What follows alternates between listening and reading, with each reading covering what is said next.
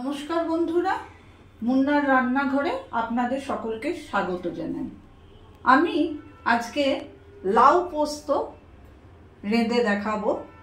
খুব কম সময়ে খুব সহজে হয়ে যায়। প্রথমে ফ্রাই প্যানে আমি তেল দেবো 3 চামচ, আর আরেকটু তেল দেবো। তেলটা গরম হয়ে এলে এভাবে ছড়িয়ে নিয়ে আমি ফোড়নে দেবো 5 ফোড়ন। একটুখানি আমি 5 ফোড়ন দেবো, কমিয়ে দেবো গ্যাসটা, একটু ফোড়নটা হতে দেবো। তারপরে যেটা দেবো সেটা হচ্ছে অল্প একটুখানি 1 চিমটে মতো আমি একটু ফোড়নটার থেকে যখন গন্ধ বেরোবে তখন 1 চিমটে মতো আমি হলুদ দিলাম।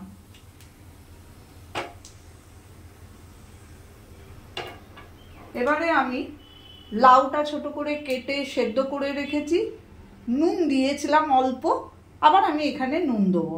সেই লাউটা, সেদ্ধ করা লাউটা আমি এবারে ফ্রাই প্যানে দিয়ে দেবো।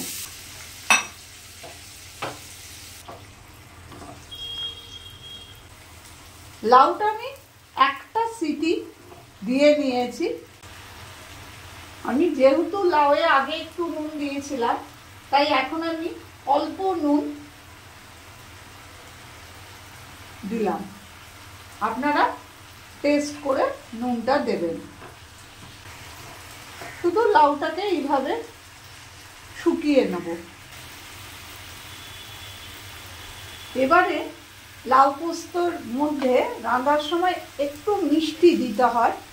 আপনাদের যদি মিষ্টি ভালো না লাগে তাহলে আপনারা এটাকে স্কিপ করে যাবেন।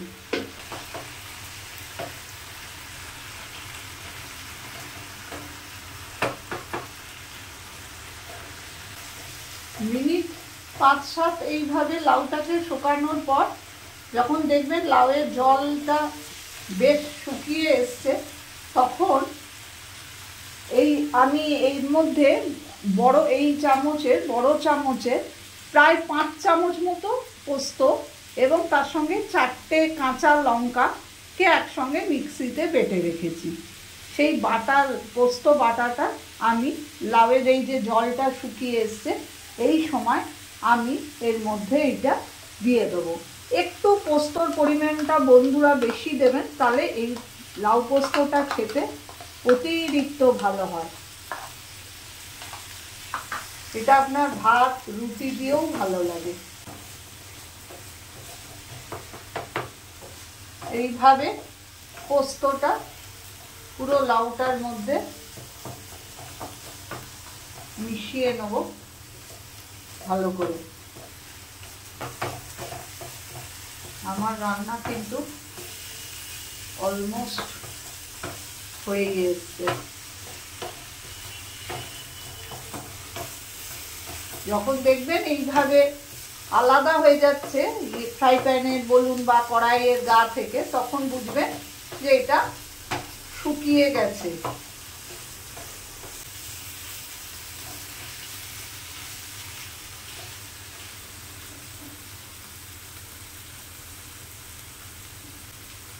দেখুন বন্ধুরা, আমার লাউটার জল একটুও নেই, আর পোস্তটাও সব জায়গাটায় পুরোপুরি মিশে গেছে।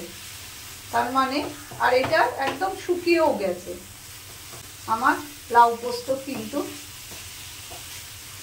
হয়ে গেল। আমি এবারে গ্যাস ওভেনটা বন্ধ করে দিলাম আর সার্ভ করে দেবো।